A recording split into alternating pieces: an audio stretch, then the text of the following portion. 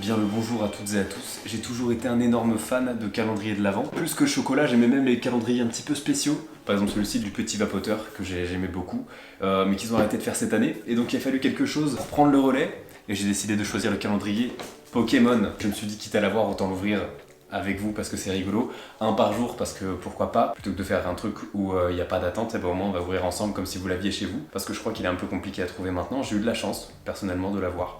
Donc on va ouvrir aujourd'hui la première case, très content, parce que j'ai pas acheté beaucoup de cartes Pokémon dans ma vie, même si c'est en train de changer actuellement. Mais là, j'ai juste un peu hâte de voir ce qu'il y a dedans. On peut techniquement avoir, non on va pas techniquement avoir, on va les avoir en fait, mais dedans il y a 8 cartes promo, on sait pas lesquelles, 6 boosters, j'imagine de la collection actuelle, donc enfin de la grosse collection écarlate et violet. On a 7 packs loisirs, je sais pas exactement ce que ça veut dire, mais j'imagine que c'est un booster de cartes promo. On a 2 pièces et 2 pages d'autocollants, donc on s'en fout un petit peu des autocollants, ce sera un petit peu les jours nuls, j'imagine. Ok, j'ai réussi à ouvrir le machin.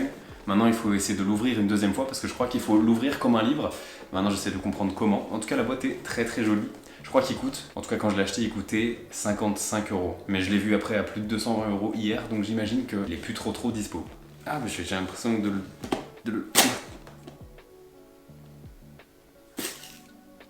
Non mais je crois que c'était fait pour ça. Hein. Bah déjà, packaging semi-satisfaisant si je peux me permettre de le dire. Ça me rend un peu triste quand même parce qu'elle était super belle cette Pokéball. Je mettrais de la glu. Ok, en fait c'était la boîte de la boîte. C'est même pas il s'ouvre en deux, c'est qu'il y a une deuxième boîte dedans. Ok. Avec un petit dessin de l'autre côté, le même.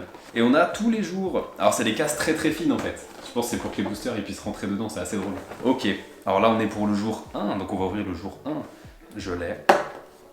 Hop. Je crois que c'est une carte unique. Je ferai des plans de plus près pour vous montrer, mais une carte unique qui est un Articodin, une carte rare. Je crois pas que ce soit une carte promo en plus vu qu'il y a... Enfin, j'imagine que c'est tous des cartes promo, mais en tout cas il n'y a pas de gros logo promo. J'ai rien dit, il y en a. Ok, Articodin, rien de bien fou. J'aurais bien voulu un booster pour le premier jour. C'est un peu décevant, mais c'est une carte que j'aime bien Promdug dans le jeu pour y jouer, donc c'est assez cool. Mais maintenant, deuxième surprise dans la surprise, parce qu'on a aussi un calendrier de chocolat pour manger des chocolats toujours dans le thème de Pokémon. Et ça, c'est assez incroyable. Et en plus d'avoir des chocolats, c'est un qui est une fois qu'on a fini les chocolats. Et ça, franchement, ça vaut le coup. Le 1, je le trouve, c'est un ronflex. Après un petit quart d'heure de démoulage, je pense que le reste des jours, on va s'en passer. On est sur une petite chaussette de merde, comme il y aurait pu avoir dans n'importe quel calendrier random. C'est extrêmement décevant et le goût, c'est même pas ok, c'est franchement pas bon.